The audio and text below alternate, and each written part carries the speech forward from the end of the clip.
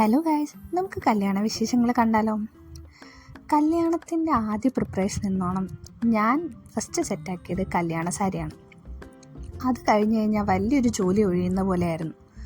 അതുകൊണ്ട് തന്നെ ഫസ്റ്റ് എൻ്റെ പ്രിഫറൻസിലുണ്ടായിരുന്ന ലോഫ്റ്റിൽ പോകാമെന്ന് വിചാരിച്ചു. ഇൻ കേസ് അവിടെ നിന്നൊന്നും കിട്ടിയില്ലെങ്കിൽ അടുത്ത ഷോപ്പിൽ പോയിട്ട് ബാക്കി ഷോപ്പിംഗ് ചെയ്യാമെന്നുള്ള പ്ലാനിലായിരുന്നു. പക്ഷെ എൻ്റെ മനസ്സിലുണ്ടായിരുന്ന പോലെ തന്നെ അറ്റ്ലീസ്റ്റ് ഒരു സാരിയെങ്കിലും എനിക്കിഷ്ടപ്പെടുന്ന അവിടെ നിന്ന് കിട്ടും എന്നുള്ളത് എനിക്ക് തോന്നി. അതുകൊണ്ട് തന്നെ ഞാൻ ആദ്യം അങ്ങോട്ടേക്കാണ് പോയത്. ടെക്നിക്കൽ ടേംസോ കാര്യങ്ങളോ ഒന്നും അത്ര അറിയില്ലെങ്കിൽ പോലും ഞാൻ അത്യാവശ്യം നല്ല റിസർച്ച് നടത്തിയിരുന്നു. ഓരോ ഷോപ്പിലും എങ്ങനത്തെ ടൈപ്പ് ഓഫ് സാരീസ് ആണുള്ളത്, ഇപ്പോഴത്തെ ട്രെൻഡിങ് സാരീസ് എങ്ങനെയാണ്, എനിക്കതിൽ ഏത് പാറ്റേൺ ആവും ഇഷ്ടപ്പെടുക എന്നൊക്കെ ഉള്ളത് മനസ്സിലാക്കി വെച്ചിട്ടാണ് ഞാൻ പോയത്.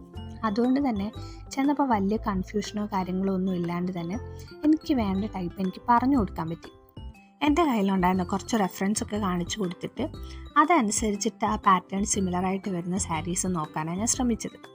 അങ്ങനെ പോകുന്നതായിരിക്കും കുറച്ചുകൂടി യൂസ്ഫുൾ, അല്ലെങ്കിൽ ആകെ കൺഫ്യൂഷനാവും. എൻ്റെ മനസ്സിലുണ്ടായിരുന്നത് കോമൺ ആയിട്ട് എല്ലാവരും യൂസ് ചെയ്യണ പോലെ റെഡിൻ്റെ ഷെയ്ഡ്സോ അങ്ങനെയൊന്നും എടുക്കാണ്ട് എന്തെങ്കിലും വെറൈറ്റി കളേഴ്സ് എടുക്കണം എന്നുള്ളതായിരുന്നു.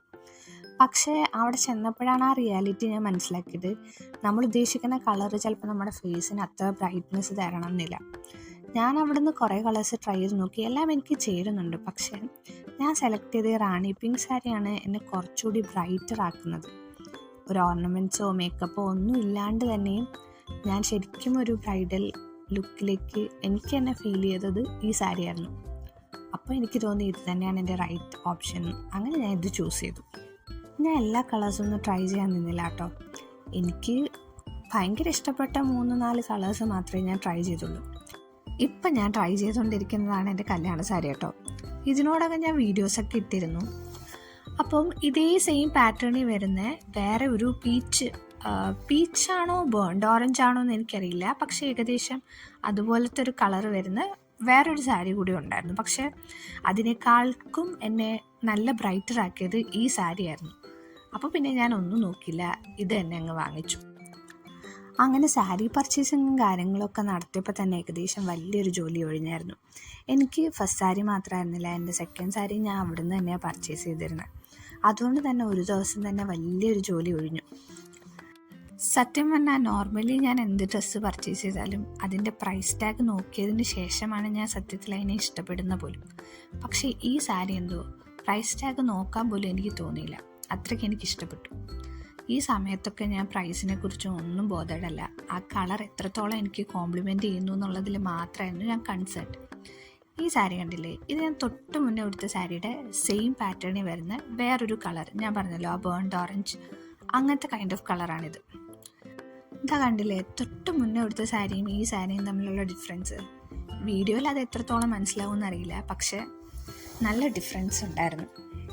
നോർമലി ഞങ്ങളുടെ അവിടെയൊക്കെ എന്ന് വെച്ചാൽ കല്യാണ സാരി പർച്ചേസ് ചെയ്യാൻ ഒരു കൂട്ടം ആൾക്കാരായിട്ടാണ് പോകുന്നത്, ഫാമിലിയിൽ നിന്നും ഫ്രണ്ട്സിൽ നിന്നൊക്കെ. പക്ഷേ എൻ്റെ വളരെ ക്വിക്ക് ഡിസിഷൻ ആയിരുന്നു, ഇന്ന ദിവസം പോവാം. പിന്നെ എനിക്ക് ചിലപ്പോൾ ലീവ് കിട്ടാൻ പാടായിരിക്കും, ഓൾറെഡി കല്യാണത്തിന് ലീവൊക്കെ എടുക്കുന്നതാണ്. അപ്പോൾ അതുകൊണ്ടിട്ട് ലീവ് കിട്ടാൻ പാടായിരിക്കും. പിന്നെ എൻ്റെ ഷിഫ്റ്റിൻ്റെ വെച്ചിട്ടുമൊക്കെ മറ്റ് ബുദ്ധിമുട്ടുകളൊന്നും വരാതിരിക്കാൻ വേണ്ടിയിട്ട് ഞാൻ തന്നെ അങ്ങോട്ട് പറഞ്ഞ ഇന്ന ദിവസം നമുക്ക് പോയിട്ട് വരാം. അതുകൊണ്ട് തന്നെ അധികം ആൾക്കാരെ ഒന്നും വിളിച്ചു കൂട്ടാനൊന്നും പറ്റിയില്ല.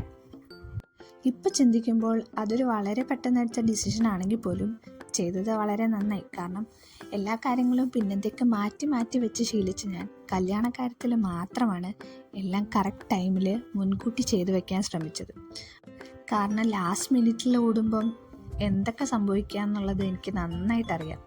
പല കാര്യങ്ങളും മിസ്സാക്കും. സോ അങ്ങനെയൊന്നും കല്യാണ സമയത്ത് ഉണ്ടാകാൻ പാടില്ല എന്ന് എനിക്ക് നിർബന്ധമുണ്ടായിരുന്നു. അതുകൊണ്ട് എല്ലാം ഓൾറെഡി ഞാൻ സെറ്റ് ചെയ്ത് വെച്ചു. ഇപ്പം തന്നെ ഈ വീഡിയോ തന്നെ അന്ന് ഞാൻ എടുക്കുമ്പം കല്യാണത്തിന് തൊട്ട് മുന്നേ ഉള്ള ദിവസങ്ങളിൽ അപ്ലോഡ് ചെയ്യാമെന്ന് വിചാരിച്ചിരുന്നതാണ്. പക്ഷെ അപ്പോഴത്തെ തിരക്കിലും കാര്യങ്ങളിലും അത് വിട്ടുപോയി. പിന്നെ വീണ്ടും ആ പഴയ മടി വന്നു, വീണ്ടും പിന്നത്തേക്ക് മാറ്റി വെപ്പായി. ഇന്നിപ്പം ഏകദേശം 2 മാസത്തോളമായി കല്യാണം കഴിഞ്ഞിട്ട്. ഇപ്പോഴാണ് എനിക്കിടാൻ പറ്റുന്നത്. ഇതായിരുന്നു എൻ്റെ സെക്കൻഡ് സാരി. ഒരു പീകോക്ക് ബ്ലൂ ഗ്രീൻ, ഒരു ഡബിൾ ഷെയ്ഡ് സാരി കേട്ടോ.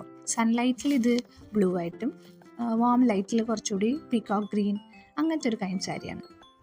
ഇത് ആക്ച്വലി ഞാൻ ബില്ലടിക്കാൻ വന്ന സമയത്ത് അവിടെ ഇരിക്കുന്ന കണ്ട് ഇഷ്ടപ്പെട്ടിട്ട് സെലക്ട് ചെയ്തതാണ്. എൻ്റെ മനസ്സിൽ സെക്കൻഡ് സാരി ഒരു റോയൽ ബ്ലൂവിൽ നല്ല ഗോൾഡൻ ബോർഡേഴ്സൊക്കെ വരുന്ന പോലത്തെ ഒരു ബ്രൈറ്റ് ആയിട്ടുള്ള കളർ എടുക്കാമെന്നായിരുന്നു. പക്ഷെ അതൊക്കെ അവിടെ നോക്കിയെങ്കിലും എനിക്ക് ഇഷ്ടപ്പെടുന്ന രീതിയിൽ ഒരു സാരി ഞാൻ കണ്ടില്ല. അപ്പോൾ അതുകൊണ്ട് തന്നെ വേറെ എവിടെയെങ്കിലും നോക്കാം എന്ന രീതിയിൽ വന്ന സമയത്താണ് ഈ സാരി ഇരിക്കുന്നുണ്ട്. ഇത് നേരിട്ട് കാണാൻ കുറച്ചുകൂടി നല്ല ഭംഗി. അപ്പോൾ ഇതിൻ്റെ പാറ്റേൺസും കാര്യങ്ങളും എനിക്ക് ഭയങ്കര യുണീക്കായിട്ട് തോന്നി. പിന്നെ ഈ കളറും എനിക്ക് അത്യാവശ്യം ഇഷ്ടമുള്ളൊരു കളറാണ്. പിന്നെ വലിയ ബോർഡറാണ്. അപ്പോൾ എല്ലാം കൊണ്ടിട്ടും എനിക്ക് ഭയങ്കര ഇഷ്ടപ്പെട്ടു. അപ്പോൾ ഓർത്തു വെച്ച് നോക്കാമെന്ന്. വെച്ച് നോക്കുമ്പോഴും ഇത് തന്നെ എടുക്കുമെന്ന് എനിക്ക് ഒരു ഉറപ്പുണ്ടായിരുന്നില്ല. പക്ഷെ വെച്ച് നോക്കി കണ്ടപ്പം എനിക്ക് എന്നെ തന്നെ ഭയങ്കര ഇഷ്ടപ്പെട്ടു. അപ്പോൾ പിന്നെ വിചാരിച്ചു എന്നാൽ ഇത് എടുത്താലോ എന്നുള്ളത്. ഇത് ഉടുക്കുന്ന സമയത്ത് ഞാൻ സ്വയം ഇമാജിൻ ചെയ്യായിരുന്നു കേട്ടോ, ഒരു കല്യാണ പെണ്ണിൻ്റെ അറ്റയറിൽ ഞാൻ ഈ സാരി ഉടുത്ത് വരുമ്പം എങ്ങനെ ആയിരിക്കും എന്നുള്ളത്. പ്ലീറ്റ്സ് എടുക്കാണ്ട് വെച്ച് നോക്കിയപ്പം എനിക്ക് വലിയ ഭംഗി തോന്നിയില്ല. പക്ഷെ പ്ലീറ്റ്സ് എടുത്ത് വെച്ചപ്പോഴായിരുന്നു ശരിക്കും ഭംഗി അറിഞ്ഞത്. അതും ഇപ്പോൾ ഈ വീഡിയോ കാണുന്നതിനെക്കാട്ടിലും നല്ല ഭംഗിയിലാണ് നേരിട്ട് എനിക്ക് ഫീൽ ചെയ്തത്. കല്യാണത്തിന് അന്ന് എനിക്കിത് ഉടുക്കാൻ പറ്റിയില്ല. കാരണം 2-3 ദിവസം കഴിഞ്ഞിട്ടായിരുന്നു റിസപ്ഷനും ഗൃഹപ്രവേശമൊക്കെ. അപ്പോൾ ഗൃഹപ്രവേശനത്തിന് മെയിനായിട്ട് ഈ സാരി വേണ്ടതുകൊണ്ട് തന്നെ കല്യാണത്തിന് അന്ന് ഉടുക്കാണ്ട് ഗൃഹപ്രവേശനത്തിന് അന്നായിരുന്നു ഉടുത്തിരുന്നത്. അന്നത്തെ ഫോട്ടോസും കാര്യങ്ങളൊക്കെ കണ്ടിട്ട് കുറച്ച് പേര് നല്ല കളറാണെന്നൊക്കെ കോംപ്ലിമെൻ്റ് ചെയ്തിരുന്നു. പക്ഷെ എന്നാലും എൻ്റെ മനസ്സിലുണ്ടായിരുന്ന പോലെ കല്യാണത്തിന് അന്ന് ആ ലുക്കിൽ ഇത് ഉടുത്ത് കാണണം എന്നുള്ളത് നടന്നില്ല എന്നുള്ളൊരു ചെറിയ വിഷമം എനിക്കുണ്ടായിരുന്നു. പിന്നെ അന്നത്തെ ദിവസം ആസ് യൂഷ്വൽ എല്ലാ കല്യാണത്തിനും അങ്ങനെയാണല്ലോ, ഫോട്ടോസും കാര്യങ്ങളും മറ്റ് ചടങ്ങുകളും എല്ലാം കൊണ്ടിട്ട് സമയം തികയാതെ വരും. അതേപോലെ സമയം തികയാഞ്ഞത് കൊണ്ട് തന്നെയാണല്ലോ എന്നോർക്കുമ്പം എനിക്ക് വലിയ വിഷമം തോന്നുന്നില്ല. പിന്നെ ഇപ്പോൾ ഫുൾ AI കളിയാണല്ലോ. അപ്പം ഞാനും ഉണ്ടാക്കി ChatGPT കൊണ്ടിട്ടൊരു ഇമേജ്. അപ്പം എനിക്ക് നല്ല സമാധാനമായി. എനിക്ക് ആ ലുക്കിലൊന്ന് കാണാൻ പറ്റിയല്ലോ എന്നെ. അങ്ങനെ സാരി പർച്ചേസിംഗ് ഒക്കെ കഴിഞ്ഞിട്ട് ബ്ലൗസിൻ്റെ ബ്രൈഡൽ വർക്ക് ചെയ്യാൻ വേണ്ടി ഞാൻ അവിടെ തന്നെയാണ് കൊടുത്തത്. പലയിടത്ത് കൊടുത്തിട്ട് പിന്നെ അത് വാങ്ങാൻ പല സ്ഥലങ്ങളിൽ നടക്കുന്നതിലും എല്ലാം ഒന്നിച്ചൊരിടത്ത് കൊടുക്കാമെന്ന് വെച്ചിട്ട് ഇവിടെ തന്നെ കൊടുത്തു. ബ്ലൗസും സാരിയുടെ കാര്യം പറഞ്ഞതുപോലെ തന്നെ കൺഫ്യൂഷൻ ഉണ്ടാവാതിരിക്കാൻ ഞാനൊരു ഐഡിയ ആയിട്ടാണ് പോയത്. അതുകൊണ്ട് തന്നെ ഫസ്റ്റ് സാരിയിൽ എന്തൊക്കെ ചെയ്യണം എന്നുള്ളത് എനിക്കറിയായിരുന്നു. പിന്നെ സെക്കൻഡ് സാരിയുടെ കാര്യം വന്നപ്പോൾ ഞാൻ കുറച്ച് കൺഫ്യൂസ്ഡായി. ഞാൻ അതിന് ഒട്ടും പ്ലാൻഡ് ആയിരുന്നില്ല. പിന്നെ എനിക്കപ്പം തോന്നിയ പോലെ ഞാൻ പറഞ്ഞു കൊടുത്തു. അപ്പോൾ അതിന് അവർ ചെയ്തു തന്നു. വർക്കൊക്കെ നല്ല വർക്കായിരുന്നു. പിന്നെ കുറച്ച് എക്സ്പെൻസീവായിട്ട് തോന്നി. എല്ലാം കഴിഞ്ഞ് ബില്ലടിക്കാൻ കൊടുത്തപ്പോഴത്തേക്കും ഏകദേശം ഉച്ച കഴിയാറായി. പിന്നെ ലേറ്റ് ആയി കഴിഞ്ഞാൽ ഫുഡ് കിട്ടാൻ താമസമാകുന്നുള്ളതുകൊണ്ട് ഞങ്ങൾ പിന്നെ ഫുഡ് കഴിക്കാൻ പോയി. പിന്നെ വന്നിട്ടാണ് കളക്ട് ചെയ്തത്.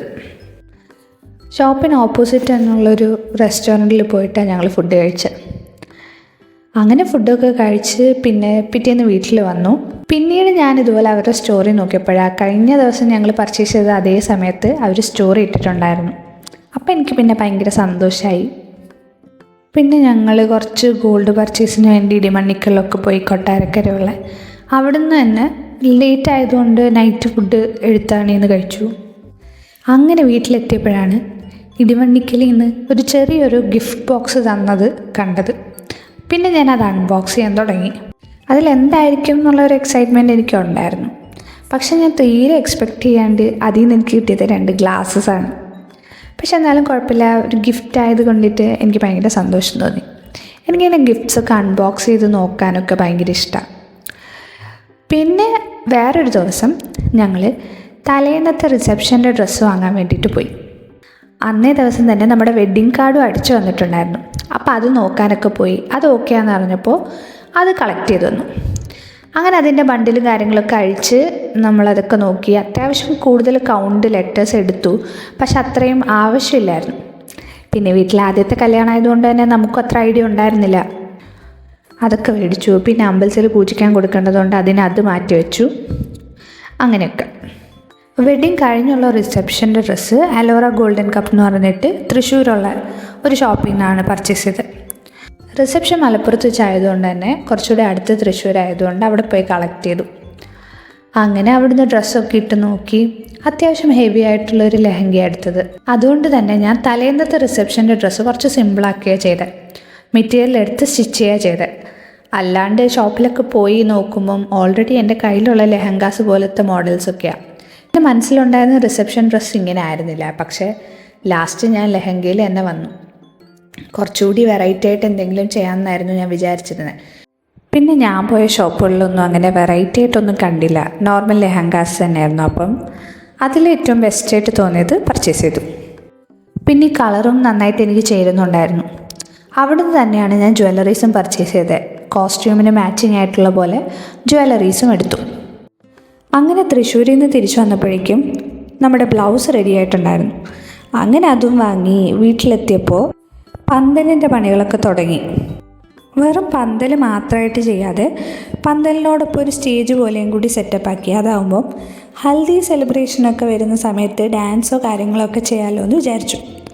എന്തായാലും ഉദ്ദേശിച്ച പോലെ തന്നെ സ്റ്റേജ് സെറ്റായി. അങ്ങനെ അവിടെ ഡാൻസ് ചെയ്യാനും പറ്റി. ഹൽദി വീഡിയോസൊക്കെ ഞാൻ പോസ്റ്റ് ചെയ്തിട്ടുണ്ട്. അങ്ങനെ സ്റ്റേജും റെഡിയായി. പിന്നെ ആ സ്റ്റേജിലൊക്കെ സമയം കിട്ടുന്നതനുസരിച്ചിട്ട് ഞാൻ എല്ലാവരെയും കൂട്ടി പ്രാക്ടീസൊക്കെ ചെയ്യുകയും അങ്ങനെ സ്റ്റേജ് മൊത്തത്തിൽ ഇളക്കി മറിച്ചിട്ടേക്കുമായിരുന്നു. ഫങ്ഷൻ ആവാറായപ്പോഴത്തേക്കും സ്റ്റേജിനൊരു കുലുക്കമൊക്കെ ഉണ്ടായിരുന്നു. അങ്ങനെ ലൈറ്റ്സും കാര്യങ്ങളൊക്കെ ഇട്ടപ്പം ഇതായിരുന്നു വീടിൻ്റെ ഫൈനൽ ലുക്ക്. അങ്ങനെ വീടൊരു കല്യാണ വീടായി മാറി. അറ്റ് ലാസ്റ്റ് ഈ വീഡിയോ കംപ്ലീറ്റ് ചെയ്യാൻ പറ്റി. ഇനി നമുക്ക് കല്യാണ വീഡിയോ കാണാം.